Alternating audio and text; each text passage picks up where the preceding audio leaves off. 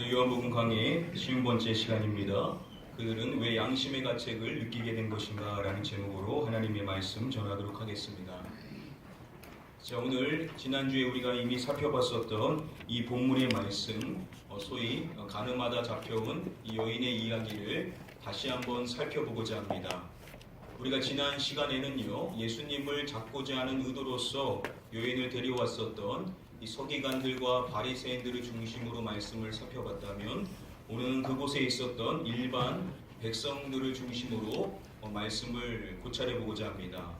그리고 시간이 허락되면 다음 시간에는 여인을 중심으로 이 말씀을 또 한번 다시 살펴보도록 하겠습니다. 우리 다음에 본문의 말씀을 한 목소리로 읽어보도록 하겠습니다.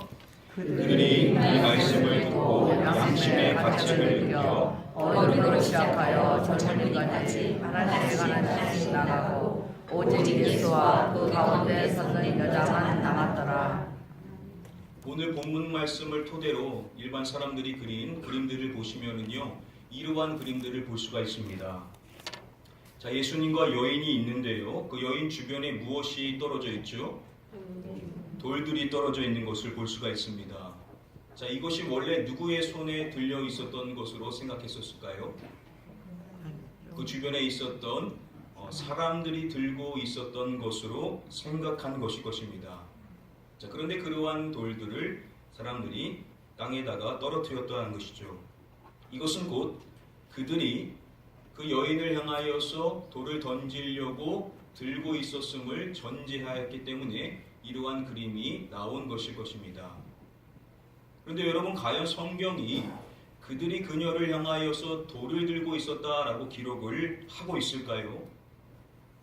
많은 경우에요, 사람들이 그 여인이 있는 곳을 떠나게 되었었을 때 손에 들려 있었던 돌을 내려놓고 떠났을 것이다 라고 쉽게 생각을 합니다. 그런데 다시금 오늘 본문의 말씀을 보시면은요, 어른으로 시작하여 젊은이까지 하나씩 나가고, 자, 이 말씀에 아무리 찾아봐도 여러분, 돌을 내려놓고 갔다라는 말이 있습니까? 없습니까? 이 말씀에는 그러한 기록이 없죠. 자, 그러면은 그들이 돌을 들고 던지려고 했었다라는 기록이 있나? 그것도 오늘 본문의 말씀에는 없습니다. 오늘 본문 말씀에 돌이라는 단어는 두 번 쓰이는데요, 먼저 예수님께서 쓰신 말씀에 보시면은 돌이라는 단어가 나옵니다. 예수님께서 말씀하실 때 먼저 돌로 치라라고 말씀을 해주십니다. 자, 이것은 서기관들과 바리새인들이 묻기를 마지 아니하였기 때문에 말씀하셨던 것이죠. 즉, 그들이 다그쳐 물었었을 때 그 답변으로 예수님께서 이 말씀을 하셨던 것입니다. 서기관들과 바리새인들이 그 여인을 끌고 와서 이렇게 이야기를 했었죠. 예수님께서 돌로 치라고 말씀하셨던 것이 배경이 이것이라는 것입니다. 모세는 율법에 이르한 여자를 돌로 치라 명하였거니와 선생은 어떻게 말하겠나이까? 자, 그들이 모세의 율법을 제시하면서 이러한 여자를 돌로 치라 명하였다라는 말을 먼저 꺼내죠. 그리고 그들이 물었던 것이, 그러면 선생은 어떻게 말하겠나이까? 라고 질문을 했었던 것입니다. 즉, 모세의 율법에 돌로 치라고 이야기했었던 그 말에 대해서 어떻게 말하겠습니까? 라고 질문했었을 때 예수님이 답변하신 사항이 바로 돌로 치라라는 것이었다는 거죠. 예수님은 이 말씀에서 먼저 말씀하실 때 돌로 치라라고 하기 전에 먼저 돌로 치라라는 말씀을 하셨습니다. 주석가들에 따르면은요, 예수님의 이 말씀은 모세가 율법에 돌을 치게 되었었을 때 누군가 먼저 돌로 쳐라, 즉 증인이 그것을 돌로 치라라고 이야기하는 이 말씀을 인용하여서 먼저 돌로 치라라고 이야기한 것이라고 설명을 합니다.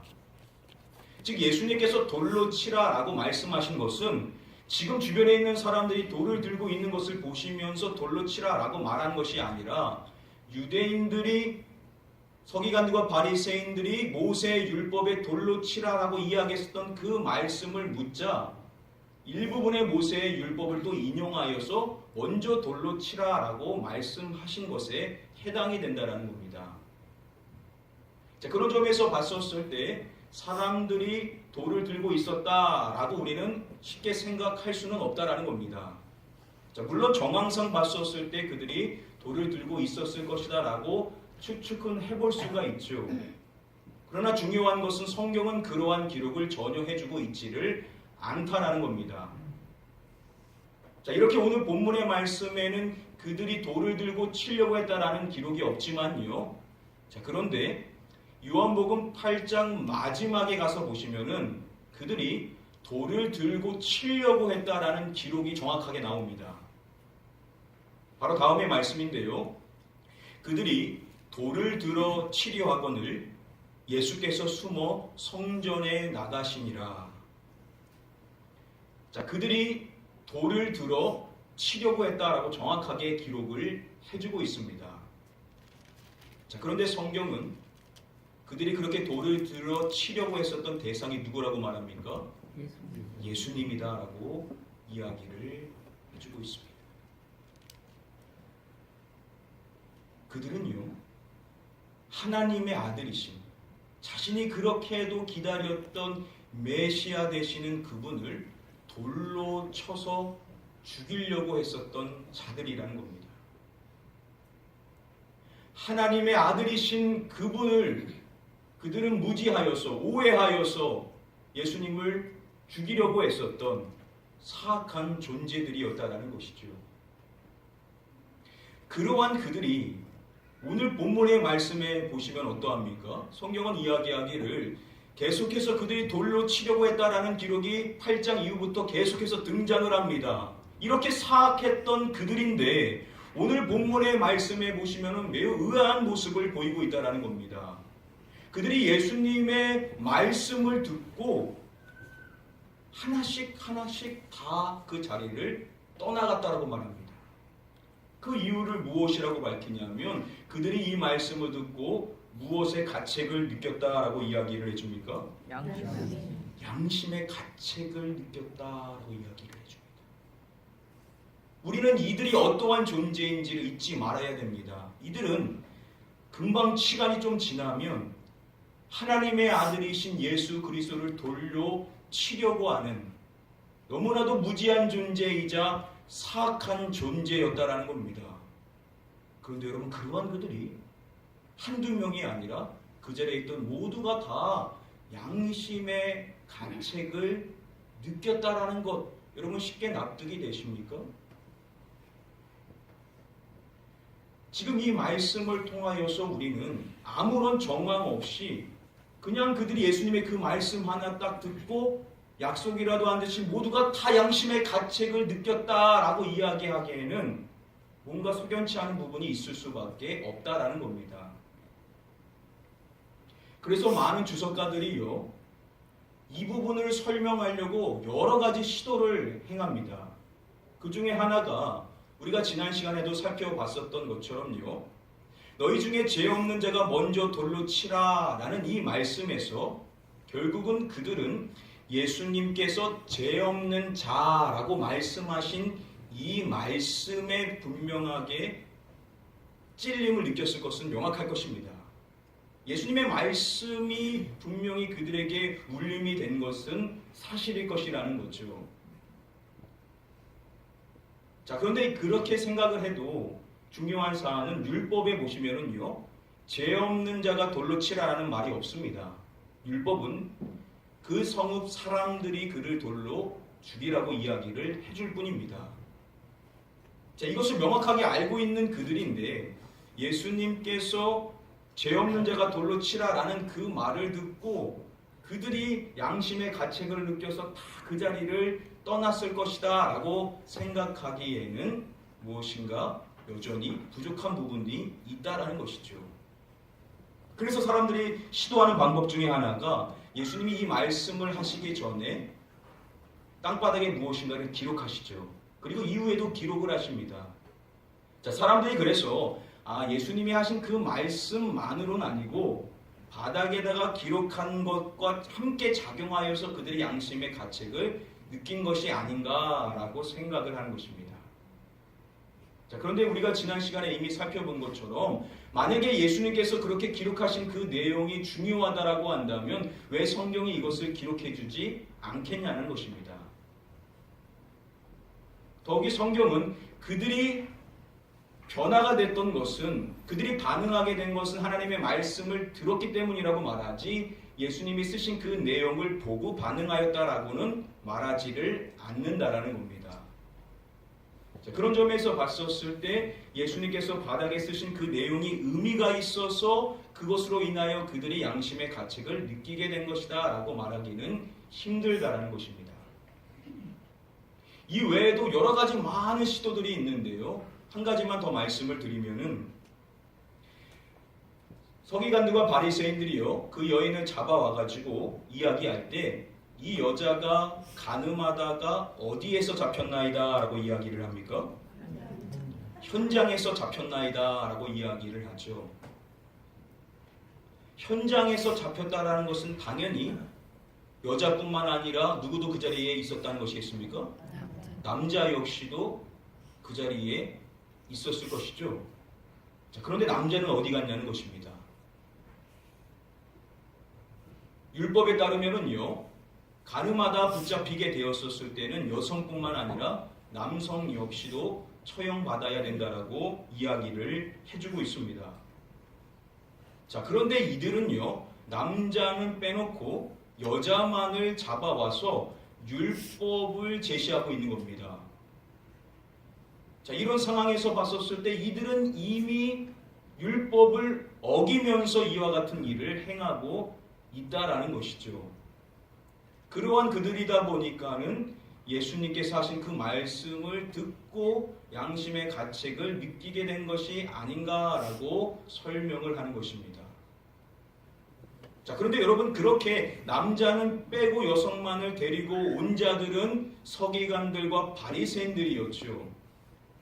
이들에게는 설명이 적용될지 모르지만 그 자리에는 이들 외에도 수많은 일반 백성들이 있었다라는 사실을 우리는 기억해야 됩니다. 나중 말씀에 보시면은요, 예수님과 그 여자만이 남았고 모두가 그 자리를 떠났음을 이야기하는 것을 봤었을 때 서기관들과 바리새인들뿐만 아니라 일반 백성들 역시도 예수님의 말씀에 양심의 가책을 느끼고 떠나게 되었다는 겁니다. 당연히 숫자적으로 보면 서기관들과 바리새인들보다 일반 백성들이 훨씬 더 많았을 것이라는 겁니다.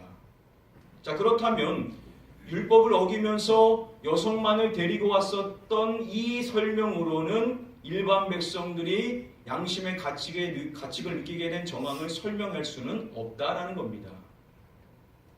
자, 그렇다면 도대체 어떠한 이유 때문에 그 자리에 있었던 모든 사람들은 마치 약속이라도 한 듯이 모두가 양심의 가책을 느끼게 된 그 결정적인 배경이 무엇이냐는 것이죠.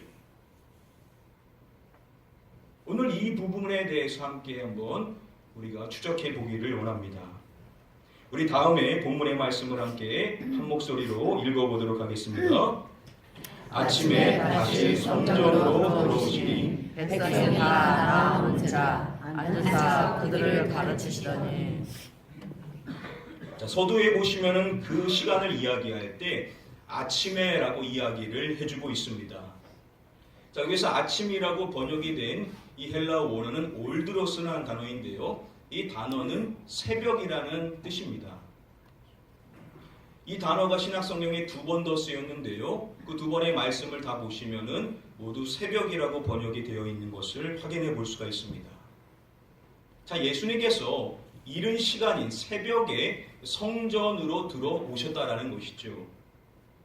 자, 그렇게 예수님께서 성전에 들어오시자 백성이 다 나아오는지라라고 설명을 해줍니다.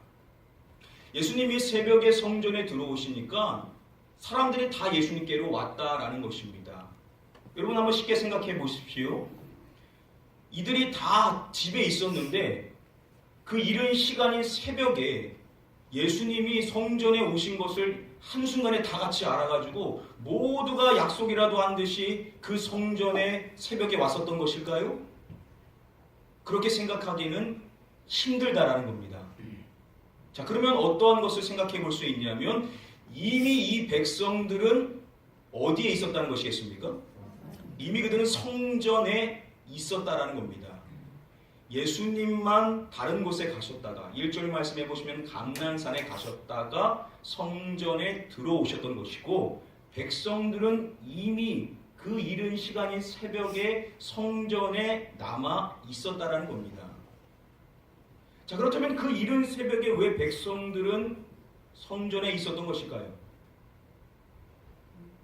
이 말씀에 보시면은 아침에 다시 성전으로 들어오시니 라고 설명을 해주죠. 자, 예수님께서 이 이전에 이미 성전에 한번 들어오셨던 적이 있다라고 밝혀주는 것입니다. 그것과 함께 연결해서 살펴봐야만 한다라는 것이죠. 7장 14절의 말씀에 보시면은 예수께서 성전에 올라가사라고 이야기를 해줍니다.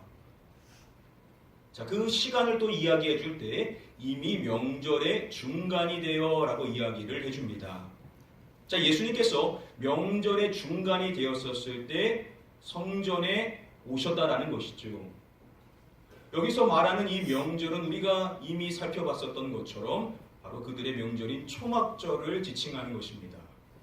자, 초막절의 시작이 가까웠음을 그리고 명절의 중간이 되었음을 그리고 그 중간에 예수님이 들어가셨던 것이고 또 한 번 밝혀주는 것이 명절의 끝날에 대해서 이야기를 해줍니다.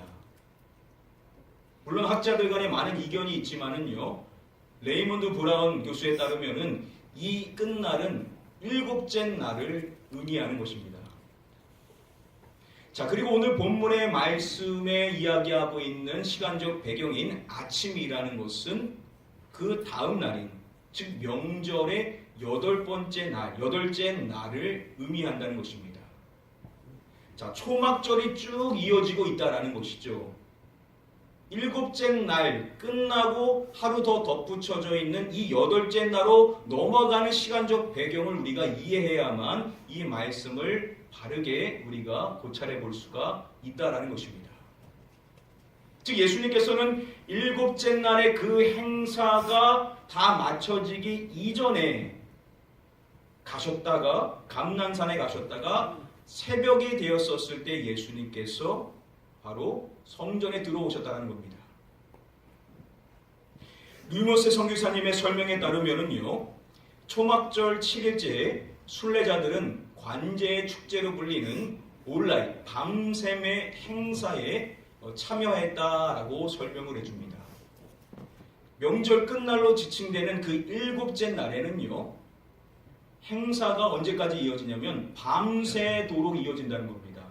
그러니까 사람들이 저녁에 행사가 끝나고 집으로 돌아간 것이 아니라 다 그 성전에 남아있게 되고 여인의 뜰에서 관제 축제로 보이는 이 밤새도록 이어지는 행사에 참여하고 있었다라는 것이죠. 자, 그래서 그들은 예수님이 새벽에 성전에 들어오셨을 때 이미 그 성전 안에 다 있었다라는 것입니다. 그러면 밤새도록 그들이 뭘 하고 있었을까요? 여러 가지 행사가 있지만은요, 류모세 성교사님의 설명에 따르면은 그들은 뭘 하냐면요, 새벽닭이 물쯤이 되면 죄를 사하시는, 즉 죄를 용서하시는 하나님을 향한 찬양의 고백을 드렸다라고 합니다. 이곳에는 순서가 있었다라고 하는데요, 먼저 랍비의 연로한 자들이 오 기쁨, 우리의 젊은이를 헌신된 자를 현인들이여 우리 노인들에게 수치를 돌리지 마소서라고 먼저 선창을 한다라고 합니다.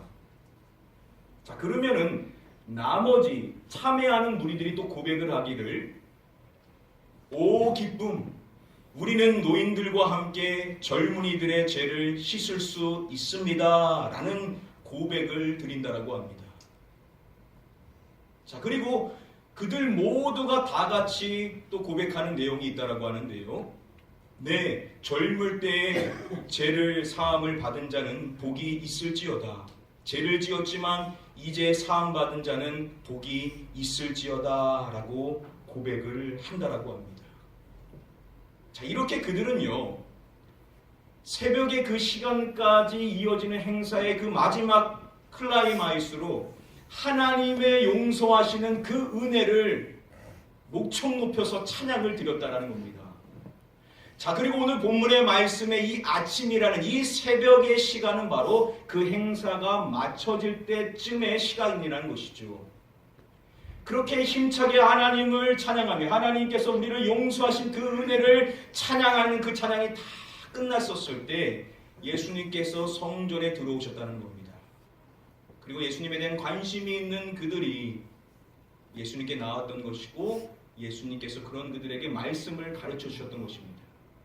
자, 그런데 갑자기 서기관들과 바리새인들이 그 여인을 끌고 왔었던 것이죠. 자, 그리고 어떻게 되었겠습니까? 그 자리에 있었던 모든 사람들이 정죄의 시선으로 그녀를 바라보게 되었다는 것입니다. 그리고 그들이 묻자 그때 예수님께서 하셨던 말씀이 무엇이냐면 너희 중에 죄 없는 자가 먼저 돌로 치라.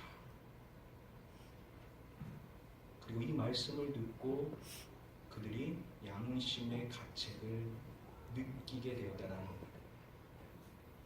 다른 때 같으면은요, 양심의 가책을 느끼지 않았었을 것입니다. 그런데 이날만은 달랐다는 것이죠. 왜 그런 것이겠습니까? 그들이 불과 방금 전까지 찬양했었던 내용이 무엇이냐면 바로 자신들을 용서하시는 하나님에 대하여서 그들은 찬양의 고백을 드렸었던 것입니다. 죄를 사하시는 하나님을 찬양했다는 것은 그들이 누구라는 것을 시인하는 것이었겠습니까? 자신들이 죄인이라는 것을 그들은 다 알고 있는 것입니다. 죄인인 자신들을 용서하시는 그 하나님, 그 하나님의 은혜를 기쁨으로 찬양하였던 그들이었습니다. 그런 그들에게 주님께서는 말씀하시기를 죄 없는 자가 먼저 돌로 치라 라는 이 말씀을 받았었을 때 자신들이 방금 전에 하나님의 그 용서의 은혜를 찬양했었던 죄인이었었는데 그 은혜를 다 망각해버리고 마치 의인인 것처럼 그녀를 정죄했었던 자신들의 그 이중적인 모습을 보게 되었고 그 이유로 인하여 그들은 모두가 다 양심의 가책을 느끼지 않을 수가 없었다라는 것입니다.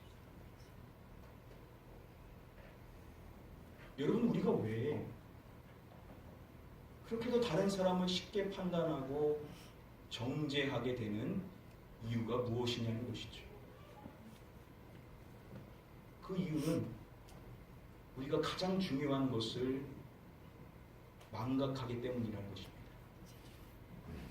그것이 무엇이겠습니까?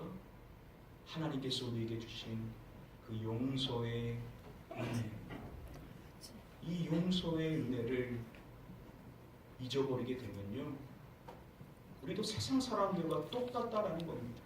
마치 나는 의인인 것처럼 다른 사람들을 판단하고 정죄하게 되는 제약된 모습을 보일 수밖에 없게 되더라는 것입니다. 그들은 방금 전까지 자신들을 용서하시는 하나님을 눈높이며 찬양했었는데 언제 그러한 은혜를 자신들이 누렸냐라는 듯이 그 여인을 정죄했었던 것이죠. 여러분, 우리도 똑같지 않습니까? 지금 이 자리에서 하나님의 은혜를 찬양하고 1층에 내려가서는 언제 그러냐는 데 세상 사람들과 똑같이 정죄하며 이야기하지 않냐라는 것이죠. 그러면 그런 우리에게 은혜는 어디 있냐는 것입니다.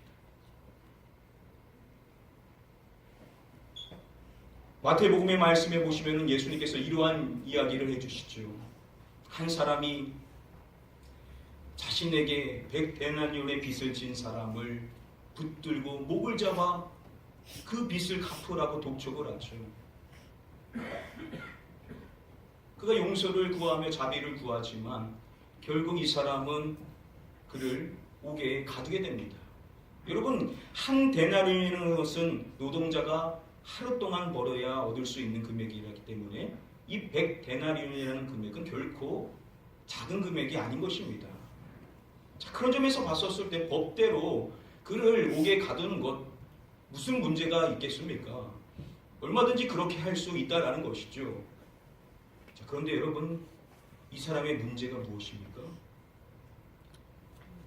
이 사람은 주인에게 빚을 진 사람이었었는데 1만 달란트를 빚진 사람이었다는 겁니다.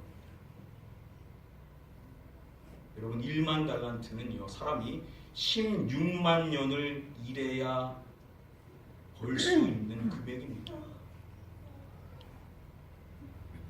절대 갚을 수 없는 그러한 빚을 진 그가 주인에게 자비를 구했었을 때 주인이 그를 불쌍히 여기고 그를 보내주고 그 모든 빚을 탕감해 주었었습니다. 그러한 말로 다 알 수 없는 용서의 은혜를 누렸었던 그가 자신에게 100데나리온을 빚진 사람을 정죄하고 옥에 가뒀다는 겁니다. 무엇이 문제냐는 것이죠. 그것은 그가 이미 받은 이 놀라운 용서의 은혜를 잊어버렸기 때문이었던 것입니다. 여러분, 우리도 마찬가지라는 것이죠. 여러분, 우리가 어떠한 용서의 은혜를 누렸습니까? 다른 사람들은 알 수 없는, 죽을 수밖에 없는 이 죄인을 하나님께서 용서하셔서 하나님의 은혜로 지금 이 자리에 서 있는 것인데, 우리가 이 용서의 은혜를 망각하면 우리도 다른 사람들 정죄하고 판단하게 된다는 것입니다. 사랑하는 성도님들, 하나님의 은혜를 저희는 늘 기억하는 자가 되어야만 될 줄 믿습니다. 이 은혜를 기억한다면 어떻게 우리가 다른 사람을 마치 의인인 것처럼, 나는 아무런 죄가 없는 것처럼 정죄하며 판단할 수가 있겠냐는 것이죠. 말씀을 맺도록 하겠습니다. 16세기 영국의 종교개혁가였었던 존 브래드포드가요, 교수형에 처해지기 위해 끌려가는 사람들을 보면서 다음과 같이 이야기를 했다고 합니다. 하나님의 은혜가 없었다면 나 역시도 그 길을 갔을 텐데. 여러분, 이게 무슨 고백이겠습니까? 하나님의 은혜가 없었다면 자신도 똑같은 사람, 자신도 죽을 수밖에 없는 죄인이라는 것이죠. 자신이 살 수 있는 것은 하나님의 은혜 덕분이라는 것입니다.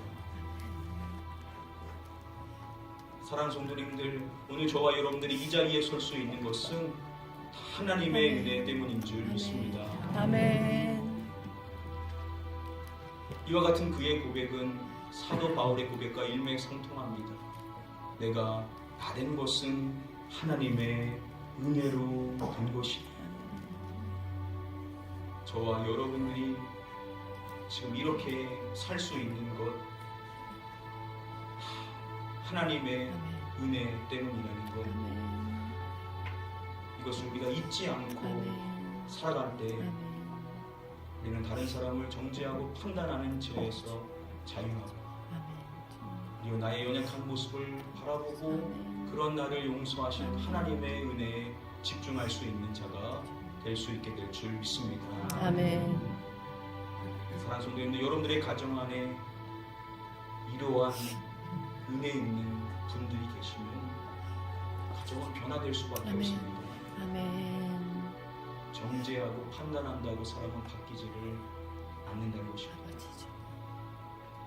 사랑하는 성도님들, 여러분들이 이 하나님의 은혜를 기억하였소.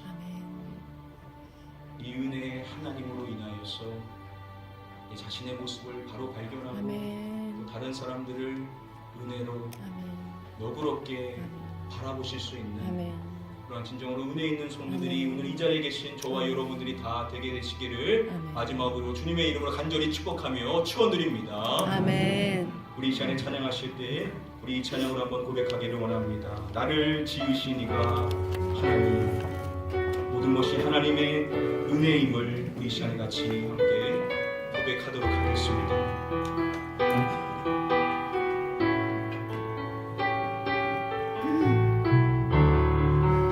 나를 지으신 이가 하나님, 나를 지으신 이가 하나님, 나를 보내신 이가, 나를 보내신 이가 하나님, 나를 보내신 이도 하나님, 나의 나 된 것은 다 하나님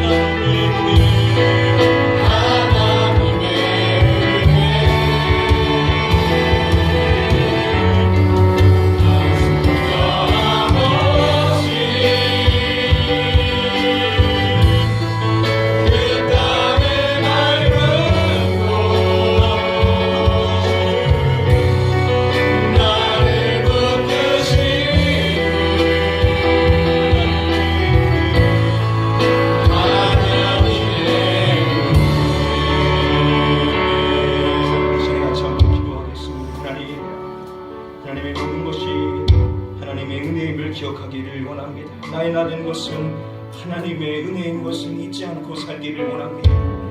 그래서 내가 하나님의 얼마나 많은 은혜를 받은 자인지를 늘 기억하며 살아감으로써 남을 정죄하는 자리에 서는 것이 아니라 남을 긍휼히 여기고 용서할 수 있는, 주님이 원하시는 그러한 삶을 살아갈 수 있는 우리가 되게 해달라고, 우리의 가정이 그러한 은혜의 공동체가 되기 위하여 하나님 나를 사용하여 달라고 우리 사모하는 마음으로 우리 같이 한번 통성으로 합심하여 기도하도록 하겠습니다.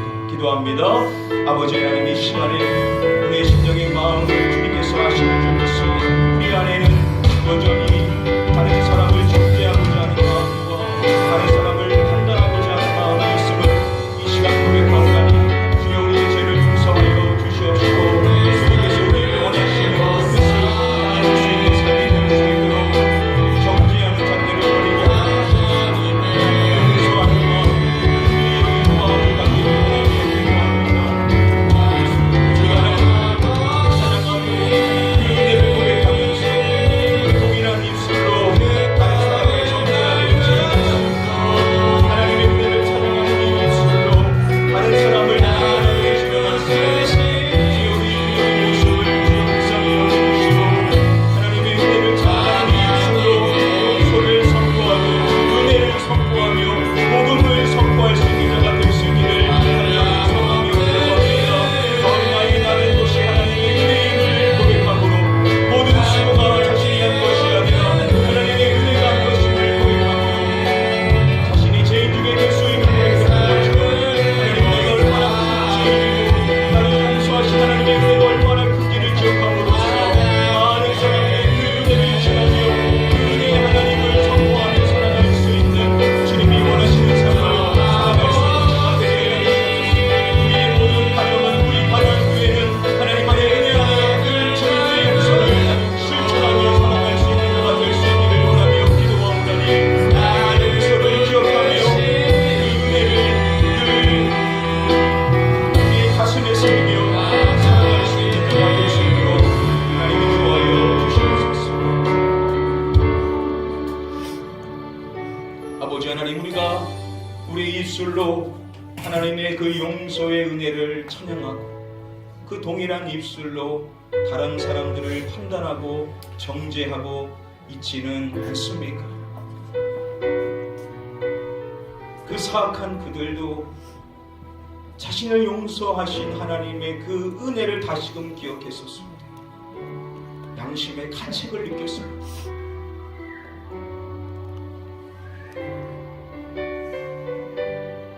아버지 하나님, 우리에게 하나님의 은혜가 어디 있습니까?